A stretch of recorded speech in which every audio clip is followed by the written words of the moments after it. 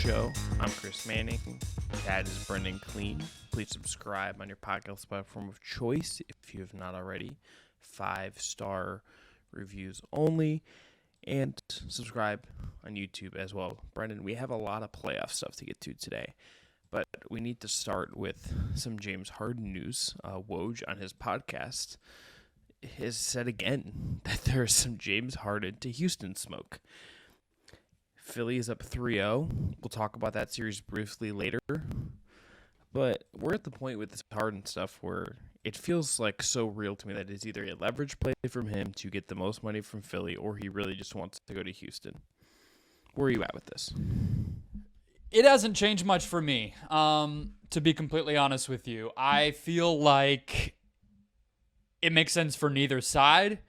James Harden is in a winning situation right now. It feels like, honestly, one of the biggest limiting factors of that winning situation is his leg and whether he's healthy and his hamstrings can make it for 80 to 100 games per year. That doesn't seem to be true anymore. But if he wants to win, this seems to be the best place to do it. He also has a player option, so it's not even a given that he hits free agency. I would personally just take that and continue to win with the 2023 MVP on my team.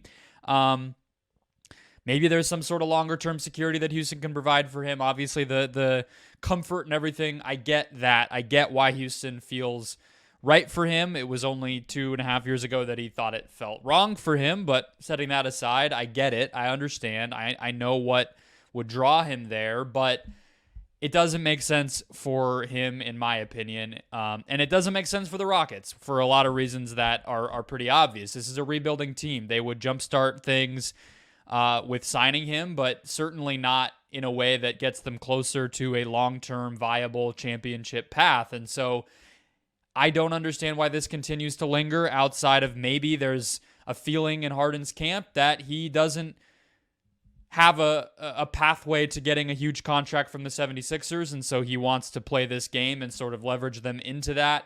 I don't know if he's going to win that staring contest with Daryl Morey, but either way, I hope this doesn't actually happen because I want the Rockets to build something sustainable. I root for that for every team, and I want Harden to keep being in a place that he's going to get closer to winning a ring, which I would still like to see him do.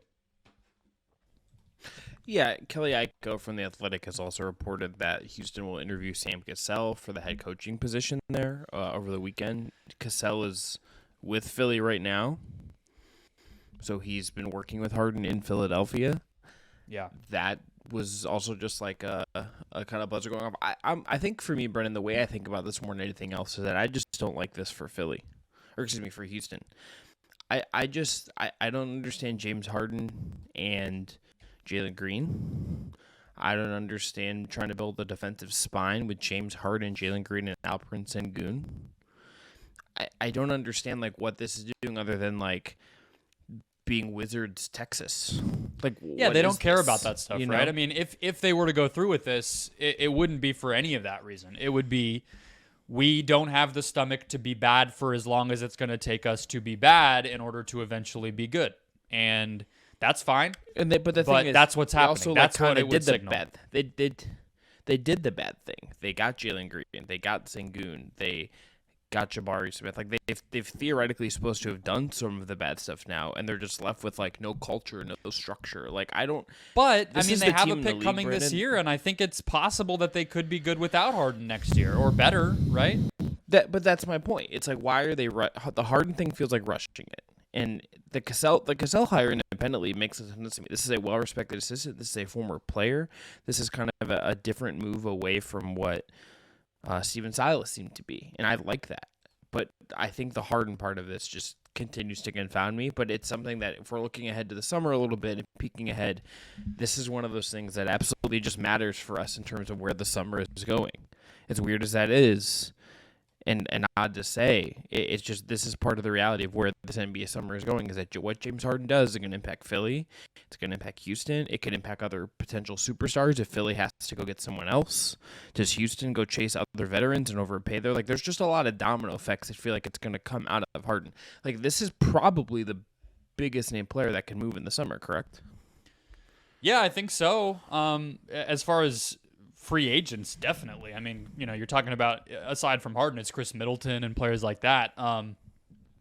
I've been pretty happy to pull it back to Thursday night a bit with how Harden was able to play in this game. He got ejected, which was weird for obviously like a hit to the crotch, and obviously sports likes to punish players who do that, but like all things considered, not that violent of a play. But it was nice to see him make some twos. He was 5 of 8 on his twos in this game, 4 assists, just 2 turnovers, and the Sixers were able to take care of business. So if they keep trending in that direction, I feel like it would just be a stupid, heavily criticized thing to do to leave that situation. Let's say they make it to the next round and compete with Boston. It would be crazy to see him leave that, but he's done some crazy stuff, so you never know. Yeah, look, they're going to beat Brooklyn. They're up 3-0. They're going to advance. He's going to get time to maybe get that hamstring, a little bit of work before round 2, you would think. Yep. I don't have a ton else to say about that series other than Philly's definitely better, and Jacque Vaughn is doing a really good job coaching Brooklyn. They're just not making enough threes. And that game got a little bit weirdly chippy between Claxton and Embiid and the Harden nut tap. Like, all that stuff was like a little bit much. Harden just fascinates me. I have no idea what he thinks or what he values, and he's like the opposite of Durant. Which is fine.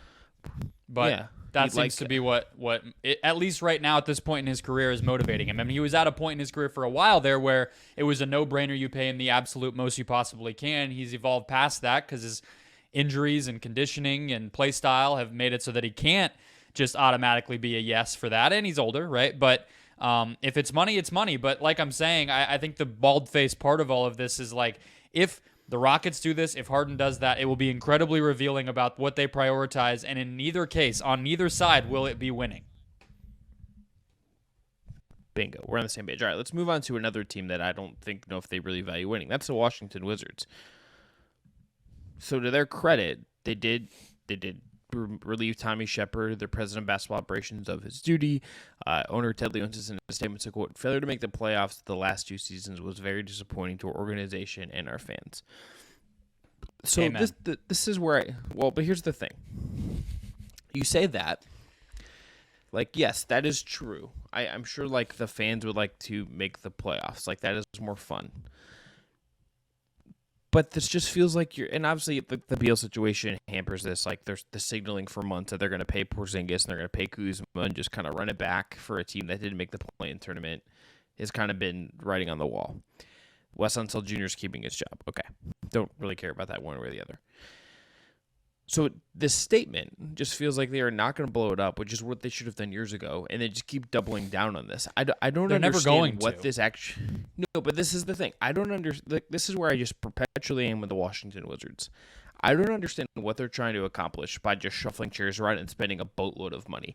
If you're Ted Leonsis, who is like a rich person, but not like one of these mega rich people, I don't understand how you're like, you know what, I can't wait to give Kyle Kuzma like a boatload of money. I can't wait for Porzingis to get like $36 million a year for 4 years or whatever. What do you mean by spending a boatload of money? I mean, they're not like in the tax. They're just paying for a team. Beal, I mean, it's just look at Bradley Beal's contract. Look at but it's like you're committing this is millions upon millions upon millions of dollars for a team that didn't make the play-in tournament. To me that's a boatload of money. If I'm at least spending that, I want to at least be able to like hang up a crappy banner in my arena and be like, hey, like, look, we made the play-in tournament 2 years in a row or something. That's not what they're getting here. What is cap space going to get the Wizards? You know, it's like they've made these trades for expensive players like Porzingis and Kuzma and even like Barton and Morris this past year and whoever you want to point to, because they're not going to sign anybody if they did have space. I'm not really worried. I mean, the Beal contract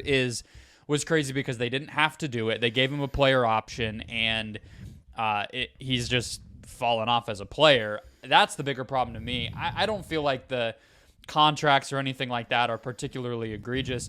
To me, the thing is, like, unless you find a way to change the owner, which is not going to happen unless Baxter Holmes sniffs something out. Saudi Arabia buys the Wizards.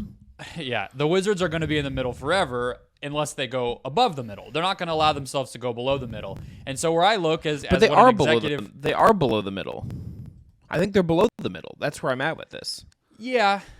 Yeah. And I do think that's probably what that's the Beal contract, right? You are paying a player to be your best player who is not good enough to be the best player on a even middling team, let alone good or great team. And so I think that's a huge problem. And I don't know if the next executive is necessarily going to solve that, because I think trading him now, to me, is trading him at sort of bottom value. I think he's had 2 really disappointing seasons back to back here, and is not really giving them a big return. I mean, it'll be a big return. It won't be Donovan Mitchell or anything, It definitely won't be Kevin Durant level return. But with that all in mind, I feel like the one quick, easier thing that they can try to put resources toward is just drafting and developing. Like, here's their the 4 total draft picks that Tommy Shepard made. Rui Hachimura, who they just traded before he was about to hit restricted free agency. Denny Avdia, Corey Kispert, and Johnny Davis. Those 4 players, Chris, have a combined 18.7 career win shares. Do you know how many win shares Nikola Jokic had this season? 14.9. A lot more than that.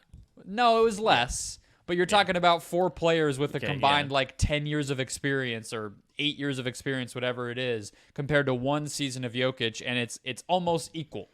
And so the funny thing to me is being in the middle, being whatever we want to call what they're at, the top of the bottom or whatever it is, that should theoretically give your prospects a good opportunity to develop, right? Because you're at least theoretically trying to win, being competitive. You have veterans on your team. You're not tanking. That should give those guys an opportunity to at least add skills in a real winning environment. And they haven't even been able to do that, because I honestly just think they're drafting players who aren't that great. I think Kispert might, be something over time. Avdia seems to be mostly just a defensive player right now. Those are fine guys. Rui's playing well on the Lakers, but if you just draft better, they're getting these top 10 picks. You would think a better drafting and development system by a different executive would at least give them more young talent that maybe they can then trade for some of those veterans, because they're not going to get free agents, or maybe one of those guys really pops and becomes that star. I mean, they got Beal at 3, they got Wall at 1, because they allowed themselves to get bad enough to do that. If you're not going to, you at least have to hit on the guys that you are drafting, and they've not done that. He was really 0 of 4 in his time here. So that's where I would go with the next executive, somebody who has that scouting background and who you think can pick somebody good at 8, 9, 10, 11. I think I'd really also rather just have the cap space to absorb for future picks and just be there's no good way out of this. And that doesn't seem like they're what they're gonna do. There's just a pat. There is a template for how the Wizards can fix this, or at least have a better chance at fixing this, and they just refuse to take it over and over and over again. Yeah, Tommy Shepard wasn't going to do anything about that, though. I mean, right? That's a Ted Leonsis problem. Right. Yeah, I think it's just and look, he's been there. He was there for a long time before he even got this job. They should also just keep the pink jerseys forever. Is my another Wizards take? Those should just be a permanent jersey. It's funny that Washington D.C. has a copyright on cherry blossoms, because those grow all over the East Coast, and somehow D.C. is that's our flower, that's our thing, because we have them in the most high profile American landmarks that there are. So therefore it's our flower. I don't know. It's funny. I was in New York. They have them there.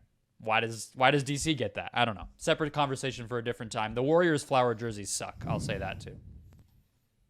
Yeah, there's a lot of really bad jerseys. The NBA is a broad conversation that we could have in the summer. Brendan, let's move on to the actual good basketball teams. I apologize to everyone out there who I was let's open with James Harden, who's on a good basketball team and all this stuff. But I want to start with the game that just ended. That's the Suns and the Clippers. Look, there are two big things I think that to me come out of this game. Number one, I think the series is really going to be shaped going forward by what happens with Kawhi, and he doesn't play in Game 3. The Clippers are outmatched without Kawhi. He was 90% of the reason those first 2 games are so competitive.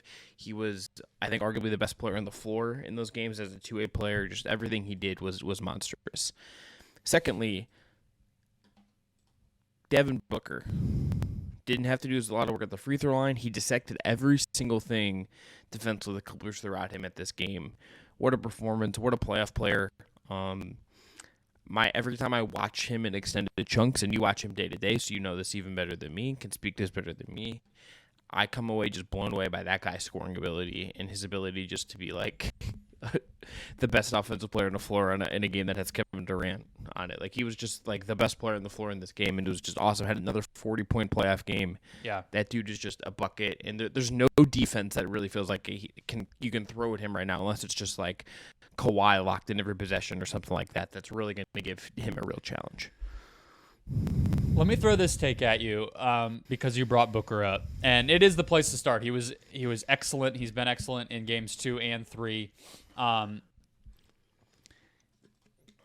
was texting this with a friend who also lives in Phoenix and kind of watches him day to day, but I want to hear what you think because I feel like it'll be a little more shocking to somebody who doesn't.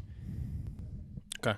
Besides being 7 feet tall, which is a massive advantage and is the reason that there is a difference, I don't think there's that much difference right now between the level that Devin Booker is at and the level that Kevin Durant is at. Aside from the fact that Durant can go get a bucket at any point because he is taller than everybody and has long arms and everything else, and he's, for that reason, probably a better three-point shooter, better bucket creator for himself in like a do or die, last second shot type of situation. But in terms of skill, defense manipulation, IQ, and reading what the defense is giving, I think that they are actually pretty similar. Is that crazy? I think the very least are cut from similar cloths, right? Like, I think, Jake, I'm going to have to sneeze. Still, I'm going to have to sneeze. I'll leave a note in there. I think they're cut from similar cloths, right? Like, I think that is similar. I think there are some differences, and then I think Booker is a little more bruising. Like, his drives are, like, physical, whereas Durant's are a little bit like, I'm 7 feet tall. There's nothing you can do about this, right? And, like, his handle's going to be a little different because Booker's shorter. Like, that's going to be an advantage. But I think they're cut from the same cloth, and like, these guys are just, like, process-oriented scorers who can do a lot of different things. I think the biggest difference I'd have Durant, and you tell me if this is like wrong even, but I think Durant's malleability is kind of what really separates them for me. Like, in terms of just like, I think you could put Durant in any situation, and I don't think there's like an acclimation period. I think you could put Booker different spots, and there would be like an adjustment period. That to me is like, maybe but in the difference. Playoffs, right? The situation that they're both going to be in is give them the ball and try to have them beat the other team, right? And so it's like in that capacity, I think that.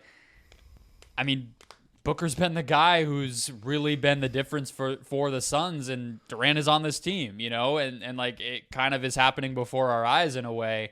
I hear you in terms of like value and why Durant has been able to be so special over the course of his career, but I'm just talking right now, if I'm giving the ball to one of those guys, outside of the fact that Durant is going to be able to get his shot off more easily, I think that the level of processing and decision-making and efficiency that they're both at is actually pretty similar, and I just don't think Booker's thought of that way. I mean, we're talking about Durant, that's like a top 15, 20 overall NBA player in history, and Booker is, if you ever said that about him, it would sound insane, but at this point in each of their careers, as Booker enters his prime and Durant is on the tail end of it, they're right there, and I think they're the best duo in the league, but big picture with this series, Chris.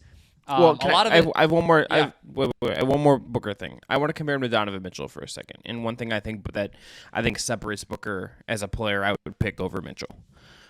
I think Mitchell is like sometimes a little too reliant on the fact that he's like a really good athlete, and can explode and can create and has these physical advantages.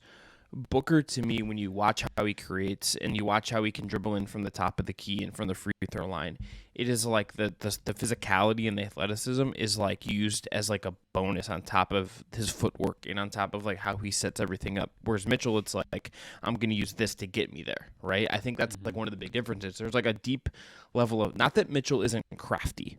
Like, that's not what I'm trying to say, because he has a bag, okay, as the kids would say. But Booker is like this, like kind of more old school, like processy kind of like ISO score. He is like a throwback to some degree in that sense. Like one of my favorite actions in the entire league to watch is He's a Kobe guy. But one of the things I remember I texted you before we were doing the show was like, I love those Booker sets where he gets the ball at the top of the key and they either set a screen or let him just kind of go ISO from there after he kind of, it's like either elevator doors or they set like an off-ball screen to get him going. I just love when they let him kind of like meander his way in and like footwork his way to stuff. And then he also can explode and get on the break and do all this stuff. Like he is like a very just complete physical player, and it's like I have the highlights of this game where I'm watching him like finish through contact against Terrence Mann, just totally under control of everything. That is where I think him and Durant just never feel like they're out of control. They never feel like they are wasting time. That to me is where I would say there's something that to me is like if I'm like picking like. If you're going to say, like, okay, how does Booker stack up against other shooting guards in the league? That's what I think his differentiator. It's like all these guys can go get 50. Yeah, that's how he stacks up. Right. I hear you. I'm saying if you're going to separate it, like it's that's the separator from him, like over Mitchell and Clay and Beal and like all the young guys. Like that is the separator. Yeah, it's kind of funny, honestly. There was a debate. I mean, Suns fans have a chip on their shoulder about Booker disrespect, which I hope is going away for these Phoenix folk because he is certainly well respected at this point. But at one time, because Mitchell and Jamal Murray actually being the other guy who was in that conversation for a while, those two got to go to the playoffs right away. And there was always this conversation about which of those three was the best one, which had the better future. I think Booker has risen to the top of that group, but it is a lot for the reasons that you said. I kind of think of it as like it's really what we mean when we talk about a 3-level scorer, right? It's the fact that being able to genuinely create a shot at all 3 levels of the court, from deep, from mid-range, and at the basket, makes you impossible to be predicted. It makes it impossible for a defender to match what you're doing, and that's why Booker has improved to this point where at a certain time, the physical, strong 2 guards, Lou Dort, Dillon Brooks, those guys would be, you could almost just circle it on the calendar. They were going to give him trouble. Those games were going to be his weaker games. Nobody can stop him now because he has developed a game that they don't know where he's going, only he does. That footwork is there to match it, and the processing of the game is great. There was 2 possessions late in this game where Booker, the Clippers went small when the Suns were just, trying to move the ball, create threes, run their normal 0.5 offense of just, read and react.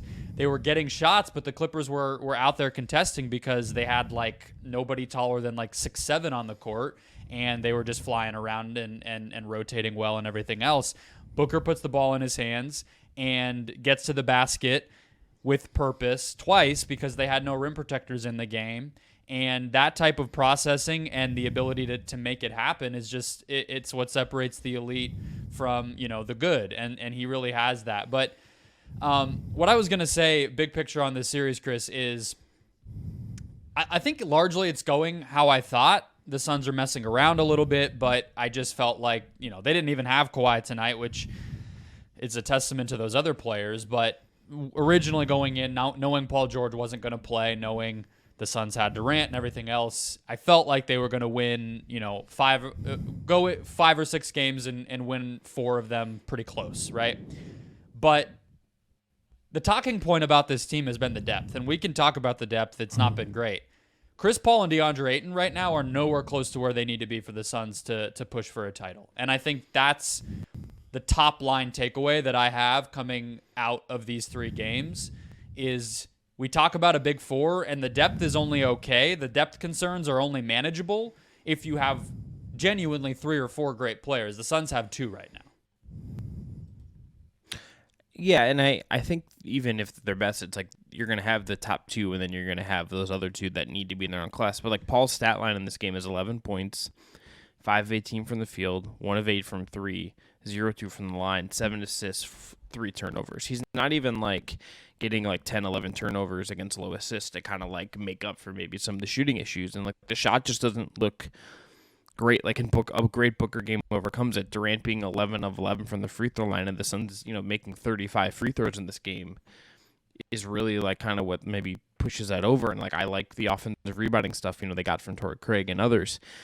But it feels like they shouldn't have won by 5 points, right? I mean, it's like you're saying, that's enough to overcome it. There shouldn't have needed to be an overcoming when the Clippers don't have their 2 best players and guys like, Bones Highland and Terrence Mann are playing 20-plus minutes. You needed 42 out of Norm Powell. Like, this game shouldn't have been where it was, and the reason it was is because those guys didn't play well enough. Ayton was, outside of a stretch where Durant was, like, spoon-feeding him shots at the basket and trying to get his confidence back, Ayton was a shell of himself on offense. He missed 4 free throws, including 2 late. Chris Paul also did 2 late. They missed a combined 4 free throws in, like, the last 2 minutes of the game.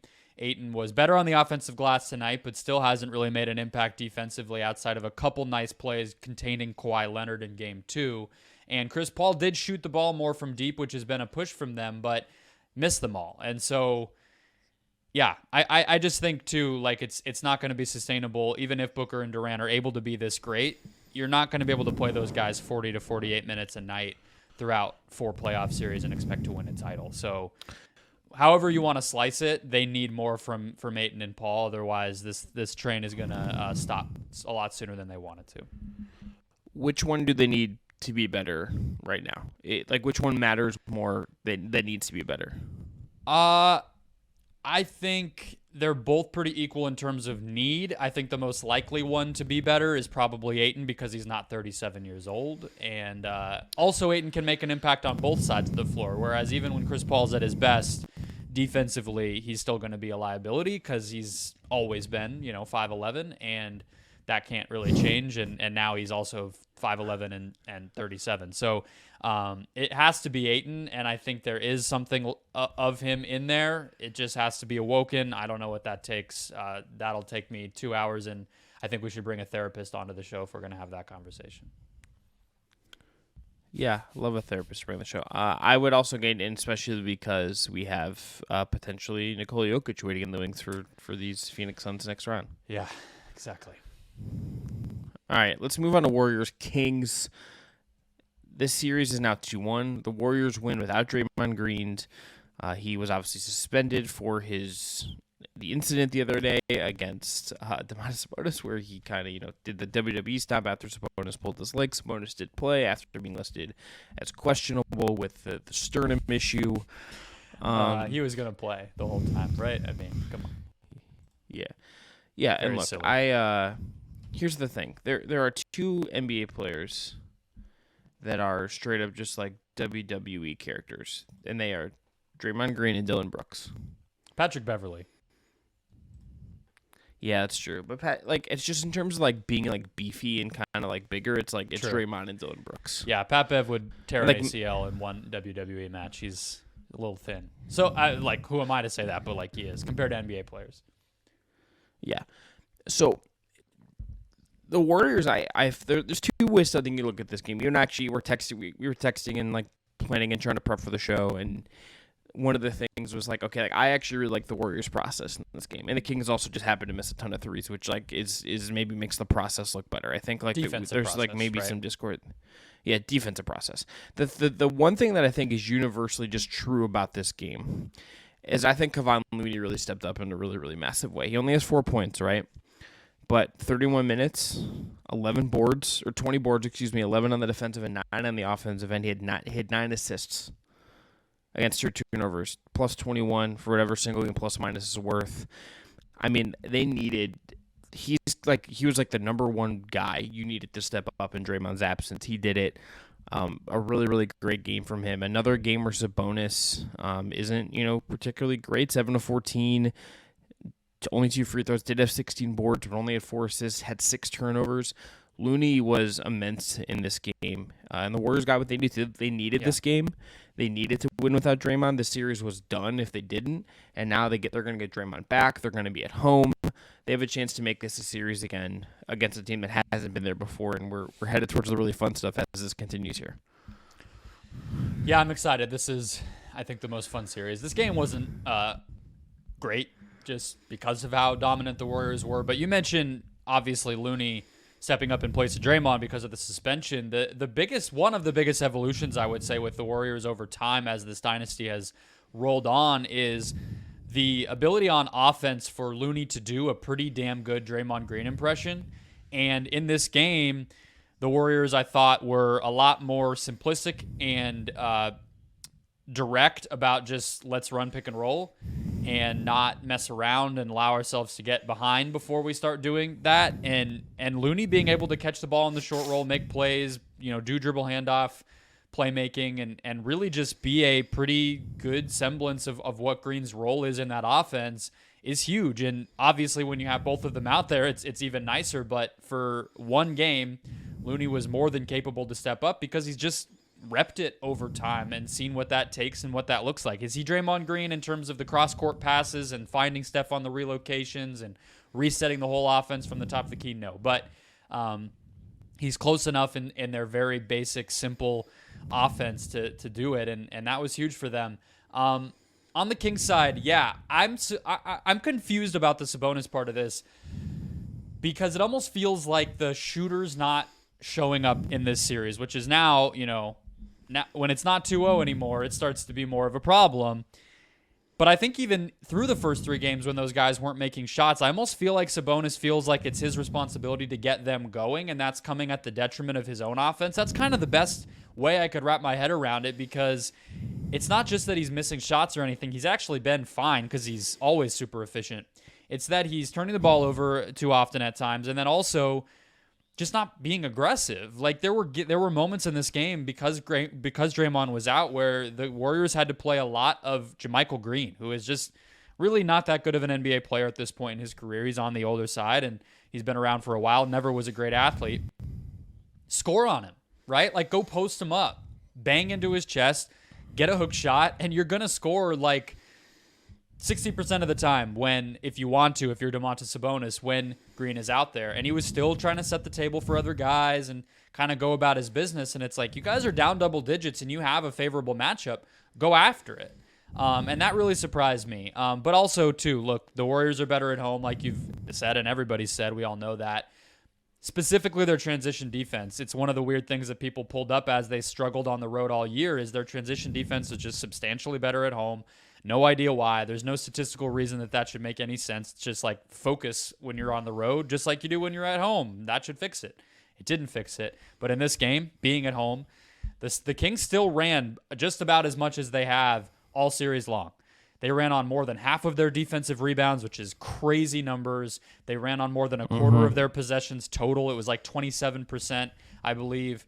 And the Golden State transition defense just smothered everything. No Gary Payton in this game either, and everybody was able to show up, including some newcomers in the rotation, and snuff that out. And so if Sabonis isn't going to be aggressive, the shooters aren't making shots, and the transition offense isn't there, it's not that hard to understand why the Kings only scored 97 points. Yeah, the thing with Sabonis that I wonder how much is throwing him is the Warriors are just completely sagging off of him, like whether he's at the elbow or like when he's at the 3-point line. And it just like clogs things up. And I wonder if that is part of this. It's just like that they are taking the extreme example of like, you can do your little DHOs, you can whip passes from there. We're going to track the shooters. And like that is like a really, there's not like an obvious counter unless the bonus is just going to barrel into the paint. And I don't really know if like that's like even that feels very anti-Kings what this team's DNA is, and like that puts you in a tricky spot. I think if you're them, you probably just got to trust the process a little bit, and like, all right, Murray's probably not going to be 1 of 5 again. Fox will probably have a better night. Herder can be streaky, but like 1 of 6, you're thinking he's probably going to have a game where he makes 3 or 4. It just has to happen sooner rather than later. The other thing I would say is that I think Wiggins looked really good. I think he looks like a little more adjusted. He was 8 of 16, 3-6 from 3. I think defended Fox pretty well, 7 boards. He looks like he's acclimated pretty well, and that I don't trust Poole. I think Poole is again pretty bad. Like I don't know exactly what you do there. Do you just play DiVincenzo even more? Do you play Moody more after Moody had I think a pretty decent game? Like do you play Kuminga more? Like, I know that's pandering to you, but, like, do you just do something else to kind of move off of the Poole minutes a little bit? But Wiggins, I mean, another really good game. I would feel very good about where he's at as the series goes on. The series, as much as the Kings had the momentum coming out of games 1 and 2, game 4, if the Warriors tie this up, we're headed toward fireworks down the stretch of this one. Absolutely. I think that's where we're headed. Yeah, probably. The Kings, the obvious fix for them is just to, keep hammering the pick and roll and continue to try to get Draymond and Looney in foul trouble and everything else. But Draymond and Gary Payton being back is just going to make their defense better, and they already limited Sacramento to 97 points in this one. As far as, I think the Warriors, out of that group, I feel like Kuminga would be my choice to continue to play, just because I do think he gives them an option on Monk and Fox that they need, and I think he's smart enough to take advantage of the sagging up that the defense does. He also quietly made like mid-30s percentage of his threes. Is he going to be guarded? No. But if he can make wide open ones, which I think he can, I mean, he kind of proved that this year, then I think he should be okay. My bigger question is on the Kings side, because Keegan Murray's basically doing nothing. 10 points in 54 minutes in this series. Kevin Huerter is ice cold. As somebody who bet him over 14.5 points today, and he had 13, I was pretty disappointed. He's 3 of 20 from deep. And so I wonder if we see finally the Kings make the chess move of a lineup change in Game 4 here. Probably not Huerter. I think it would be a little too early to bail on him because he's still aggressive. And I think defensively, he's, because of his size and he reads the floor pretty well, I don't think he gets like super lost very often. He just has athletic disadvantage. I think it'd probably be Murray. And if it's me, I start Malik Monk, Chris, because I just think the key to the series is going to be outscoring Golden State. You're not going to stop them. So yeah. I just go Monk, and he didn't play well tonight. That's a big reason they lost, but just overpower on offense, and he'll help them run. He gives them another ball handler. He gives them another shooter. That's what I would do, and I wonder if we see Mike Brown do that, because he's given up on Murray. He's kind of giving him the spot start, and that's it. Why bother with that? Just make the change. The other thing, the last thing we'll say about this game is Kings, according to the Clean of the Glass, had an offensive rating of 97. It's very bad. It's like very low for them. Warriors weren't even average. They were 118.8. They were just better. The Kings only had one game in the regular season that was worse than the offensive rating they had in this game. That was on December 11th at the Knicks. They lost that game 112-99, had an offensive rating of 95.1 in that game. They just got to start making their threes at some point. Like, they can't keep winning games not making those shots. Game 1, they got to the free throw line a ton. Game 2, the Warriors' offense just fell off. But if the Warriors are going to score and they get their rotation figured out, you got to bring your A game, and that means the best lineups from the jump and, doing something to get your shooters going. I mean, they're getting wide open looks. I'm not sure how much more you can do, but they have to make them. Yeah, we could just throw our hands up and say variance, and we'll call it that. All right, let's go to the East for a second. Cavs Knicks. This will kick off. Game 3 is Friday at MSG. This is the other series that I think is headed towards a long run here, Brendan. Coming out of Game 2, here's kind of what stands out to me. Number one, I think Darius Garland was great. I loved how Cleveland has adjusted. They're having Karis LeVert and others set screens to create more openings for their guards. It's kind of beating the traps. On the other end, they are trapping the hell out of Jalen Brunson, and the Knicks really struggled with it. There was a moment in this game where they trapped Brunson, and he got Mitchell Robinson like at the free throw line, and Mitchell Robinson like glitched out. Like, he looked like a video game character on like where in your Xbox 360 you got like the red ring of death, and you're just like, oh boy, and your character's just like glitching out in the middle of the screen. He did not know what to do. Him and Obi Toppin had a lot of possessions there where they just like looked very, very uncomfortable. I think that all of those adjustments and how good Cleveland looked in Game 2, I think bodes well for them. But the thing is, this goes back to New York. LeVert's going to have to make some shots, and I think you need to see how the Danny Green step continues as well. I really like the minutes he gave Cleveland in Game 2. I think he defended up really well on Julius Randle. I think you'll get better Quickly games and some other games from some of the role guys back in New York. Quickly's kind of been absent in the series in a way that I think is kind of alarming for the Knicks. But Cleveland had a really good game too. Out of of the two wins, I think their win was the more impressive of the two because it just kind of got dominant at times, and it came without Mitchell it came with Mitchell in a real distributor role, which is the exact thing you're like, okay, does Mitchell maybe dominate the ball too much? Does he try to score too much? Is that kind of like a flaw? And he kind of did the thing you kind of would hope to see him do on a night where Garland was great. Yeah, I think Darius Garland reminded everyone that he's a game plan breaker, right, in his own way. He's somebody that is going to destroy your drop coverage. He is somebody that is going to attack a switch if you switch on him. Obviously there are options to blitz and trap him and do all that, but Donovan Mitchell is there, right? And so they've gone to these guard screens throughout the series. That's an easy fix. The ball swings to another guard who can then attack, right? It's like there's a reason these guys fit so well together. There's a reason that they had a great regular season. And I think the other thing is like the Cavs' fifth guy is just going to have to be Karis LeVert for better and worse. Maybe not the actual fifth closing player. I'm not saying they should start him. I'm just saying he is going to have to be their fifth best player, a consistent option for them to win. They have a plus 5.2 net rating with him on the court in this series so far. I'm sure a lot of that was game 2. It's only 56 minutes. It's obviously only 2 games, but that is just highlights the importance that he has. To me, on the Knicks side, it feels like this is kind of the worst that the Knicks shooters will look. Game 2. Nobody looked very good, and whether it's just going home, whether it is being ready for Brunson to get trapped, whatever the case may be, it feels like those guys should be able to get in rhythm and make shots. They have shooters, right? I know a lot of them are young. You mentioned Quickly. Grimes is another one. Toppin is another one. I think sometimes the hot potato, and then, all of a sudden the ball's in the hands of a guy going through his first playoff run and he has to make a big shot. That's not always fun, but I have to trust what they did during the regular season, and they do have enough shooting, even if it's not the best, shooting team in the NBA. I think they'll bounce back there. So I tend to agree. I think this will go long. At some point, it would be nice for Randall to get some rest, but I guess this playoff schedule is just pretty unforgiving. I guess, you kind of just have to hope that he doesn't turn it over or miss too many shots, but I don't know if you can expect him to be much better. I think it's really the shooting to me. Also, Evan Mobley has him very much struggling, and so does Jared Allen. And I think Allen and Mobley were much better in game 2. The physicality they brought, I think, really resonated. But Randall's not going to have an easy time. I think Quickly really is the X factor for the Knicks, because I think they need another ball handler to take the pressure off of Brunson.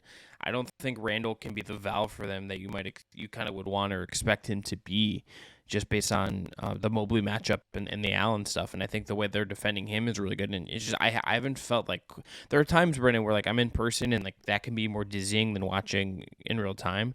But it just doesn't. You kind of lose track of Quickly for a little bit to me. And it's just I don't think that can happen if they are going to be a team that advances or be a team that makes a series go really long. It just doesn't. I'm pulling up the box score from game 2 here. So Quickly played 23 minutes. I don't think that's enough, frankly. I think he's got to just play more. I think I think especially more than RJ Barrett, who's been god awful in this series, and I don't really know what he does. They're having him guard Darius Garland, and he's just getting cooked. He has no chance. And he's defending Mitchell. He has no chance. He does not do anything to really alter those guys. He had 0 assists on 4-13 shooting in game 2. What is RJ Barrett doing? I understand Quickly. Who has the more regrettable contract between RJ Barrett and Jordan Poole? I mean, probably Jordan Poole, because it's a lot more money. Isn't it? No, isn't it? I think RJ's making more money. Is RJ's he? 30. Boy, I'm pulling this up. RJ is 4,107, so 27 annually, million annually basically, and Jordan Poole is 4 for 128. So you're right, it is more for Poole. Yeah, I thought it was more for RJ, but I mean it's close enough. I guess you just go with the guy who makes more money, but I think Poole has more skill overall. He just only plays one side of the court, but there's some of those games where RJ, like you just said, it's just hard to really know outside of being big what he's really doing. Whereas at least Poole is going to be doing something. It just might be bad for you. I don't know. I think the answer is probably they both regret it a lot. Yeah, I think Barrett needs to. You probably got to get him down to 25, 20 minutes, just real drastic play. Yeah. You got to play Quickly more, and I think you need Quickly to be more aggressive. He had 12 points. He only took 8 shots. I think he has to take a lot of the pressure off of Brunson. and take some of the ball and pressure off of Brunson to kind of like throw different looks at Cleveland. Like, you can, if Cleveland's going to trap this hard, the counter is put the ball in your other guard's hand and have them attack. They also need Josh Hart, I think, to be much better than he was. He was not good in game 2. The ankle injury, he looked like he moved okay early, but was the ankle an issue? I would probably suspect. Yes, he played 27 minutes. Was a minus 29, did not look like was not crashing the offensive glass the same way. Maybe I think Cleveland deserves some credit for that as well, that he didn't like muck up the offensive glass even and cause some of the chaos he did in game 1, but he's going to have to be better, particularly like you just need Barrett alternatives, and Hart would be one, Quickly would be the other one, and they then have to adjust to the traps. I still think this is going 7. Would not be surprised if Cleveland gets one of these two, but there's some like road games, Brendan. Like I don't like mine that I don't get to travel and cover every game because like it is like kind of, it can be exhausting. Game 3 at MSG just feels like it's going to be if it gets to a game 6 at MSG would be very good too. Yeah, I think it is going to be a long series. I think it's one though where if the Cavs can continue to just be decisive about what they want to poke at on when they're on offense and then just, rebound and take care of business defensively, they should be able to win this, because I do think Randall is limited and, now Hart potentially limited. Their shooters aren't making shots. The young guys haven't really stepped up. Like this is leaning in Cleveland's favor, but they have to keep, their foot on the gas. They can't just get into that game 1 rhythm of like, all right, we'll kind of feel it out, and then Mitchell will save us and whatever. That's not gonna work unless you want to go 7 and have to deal with a young team winning a game 7, which you don't want to put yourself in that situation. Do you want to move to Lakers Grizzlies? Yeah, let's move on to. Is this the most dramatic? Like, not in a basketball sense, but is this like the most like series like with drama? I guess it was dramatic that the Lakers didn't take care of business. Well, and we don't know if Ja will play. Yes, I look. This is the only thing I really want to say about the LeBron Dillon Brooks stuff. I have two points about this. When LeBron James calls someone a bum, that is when it's like he does not. That is like LeBron James's like I don't like you comment, and he called Dillon Brooks a mother effing bum. If you lip read that exchange, when Dillon Brooks is like clapping in his face. Number 2, Dillon Brooks' comments post game are like very funny. I don't like that. I look. The deadpan is the best part. He's just old. It's like, yeah, you're right. You're not wrong, Dillon. And the foot. Look, I think the foot stuff. Like, there's 2 or 3 times a game where you look at LeBron, and I think if his foot is correct, he's like dunking or doing something else, and it's just like, okay. Like, Windhorst said basically like it. He kind of should have surgery, right? Yeah. And this is the first time in the entire time I've watched LeBron James that I've ever felt like it's like, oh boy, this is like a little. It's not quite like the Kobe like late Lakers stuff, but it's like his version of that maybe. It's pretty similar to 2021. I think it was a hamstring then, but Anthony Davis went out against the Suns in that first round series. And wait, Brendan, I gotta tell you. So I have the post game up, and this is gonna flip back to Suns Clippers. How do you feel about Kevin Durant wearing a Arizona Diamondbacks? Looks like a throwback World Series like fitted cap. Oh, he's been wearing it. Like, yeah. He's embracing he's embracing the team. Yeah, he went to a game recently, sat very right behind the net, behind home plate, and he's a big Corbin Carroll fan, our young center field prospect. Why don't you? You're a Padres fan, though. Yeah, I did say hour there. I'm still allowed. I have hometown claim. If I decide to flex into Diamond, they're actually playing each other this weekend, and so it's kind of funny. But are you gonna do like the split? Can you get like a split jersey? That's too much. All right, so no, that's aggressive. You're not a Mama Kelsey. So I think it's similar to that 2021 series with LeBron needing to pick his spots and needing to hold back. And I think, you look at game 2 and it's like Anthony Davis going 4 of 14 is the obvious place that you look. But there's this element that I think the Grizzlies without Ja has been this kind of overdone narrative, in my opinion, that there's some sort of force to be reckoned with because they just step up when Ja isn't playing. I'm not sure a lot of what happened in game 2 is super replicable to me, especially Xavier Tillman. I do not think we see Tillman score that well again. The Lakers are going to be ready for him. He was slipping screens in the half court, getting easy drop passes and lobs that way. He was running the floor in transition. The Lakers have been a good transition defense since the All-Star break. They did not play well in that regard in Game 2, and Tillman was the beneficiary of a lot of that. I think that goes away. Maybe Ja does play, and that obviously would help, but like Jaren wasn't great. It was just, honestly, the big surprise was just Tillman stepping up, and it's like, are we really counting on that to happen every single night? No. And then similar to the Knicks, the Lakers role players didn't shoot the ball well.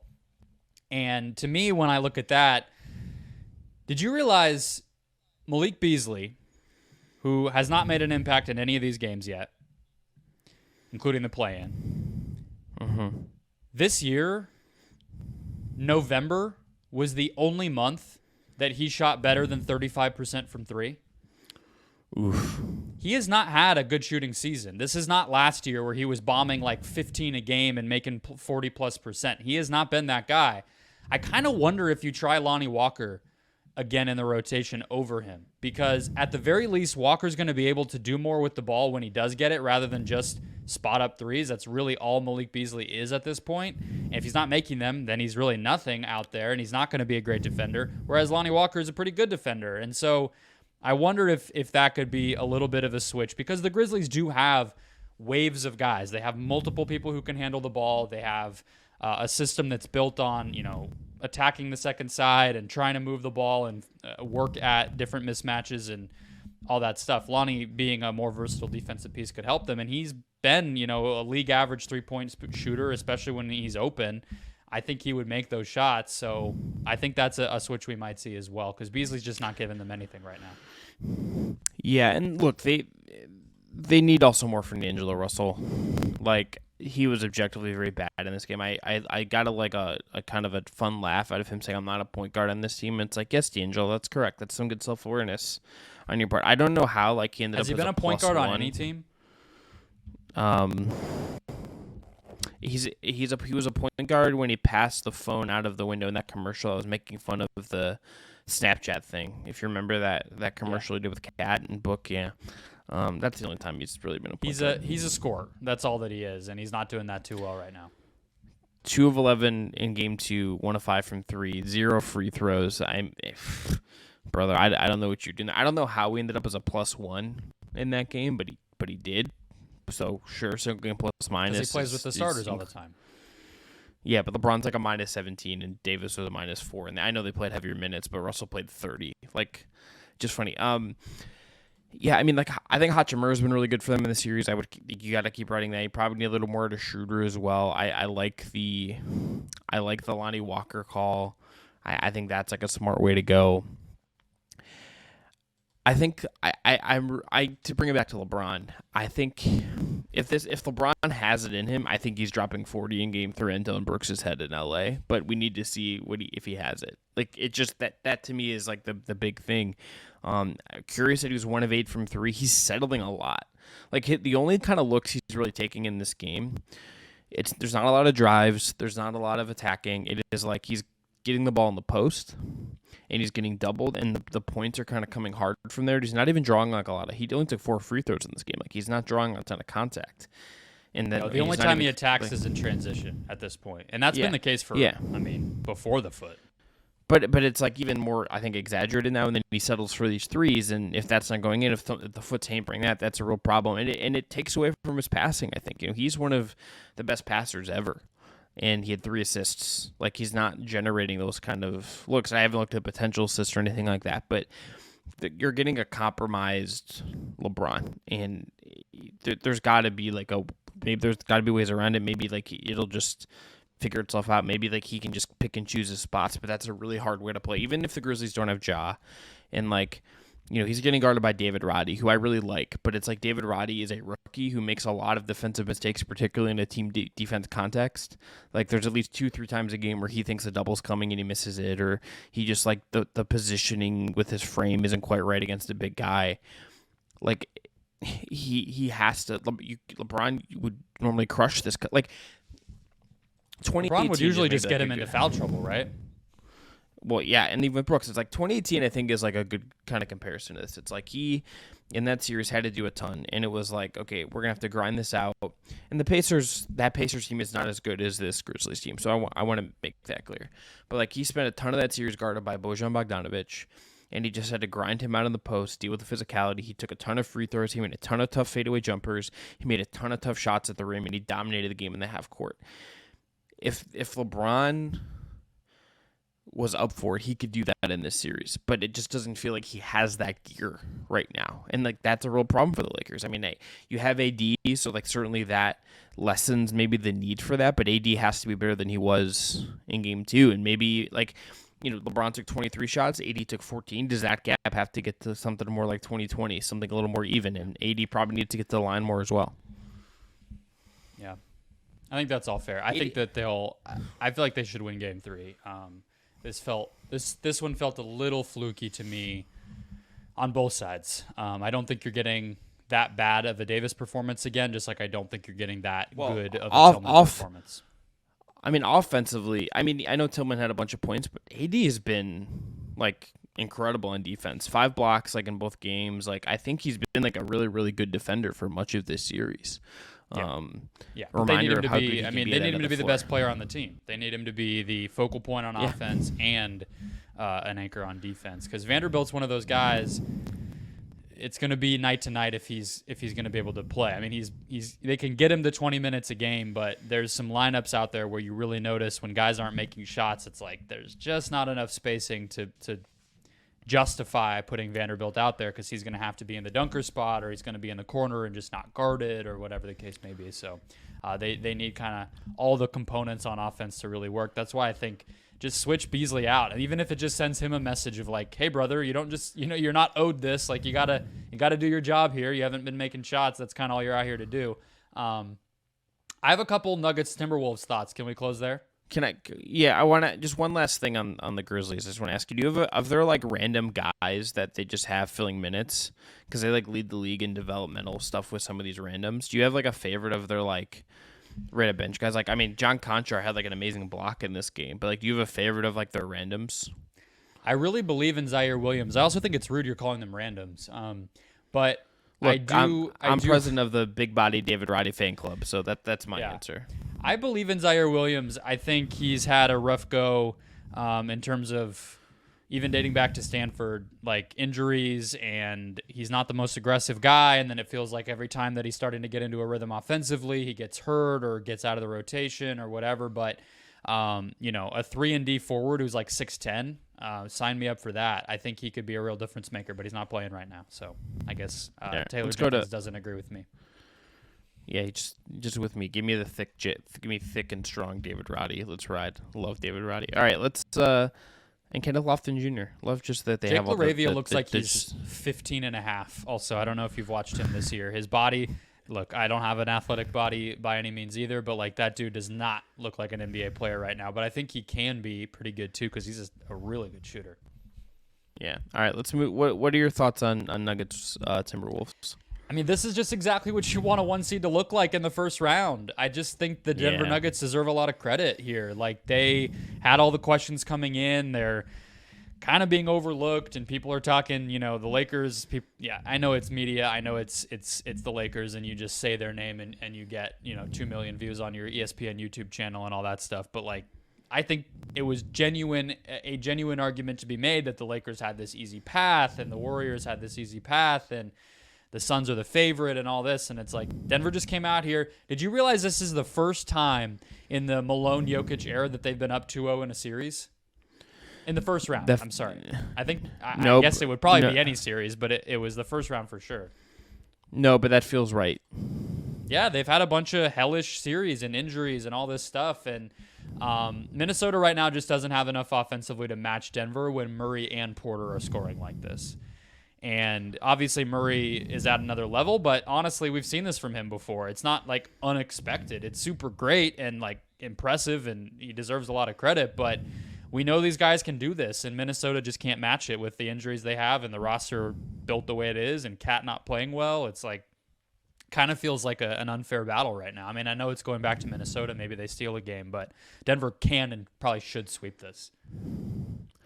Yeah, like Ant's performance the other night was spectacular. Like he was great, but like it's just like not enough. And Jamal Murray is playing like really, really, really well again, and that to me is highly, highly encouraging that Murray looks like this. You know, he had some ups and downs in the regular season. He had times where he looked healthy, times he did not, and he looks really healthy and good right now. And you're right. I think this is for a 1 seed that is going to have some challenges. I think stylistically, probably against the Suns in round 2. Like, this is about as good as you could want them to look going into that matchup. They're going to get time to game plan, time to drill stuff. Like, they're going to get that advantage if they just continue to take care of business here. And like, look, the Town stuff.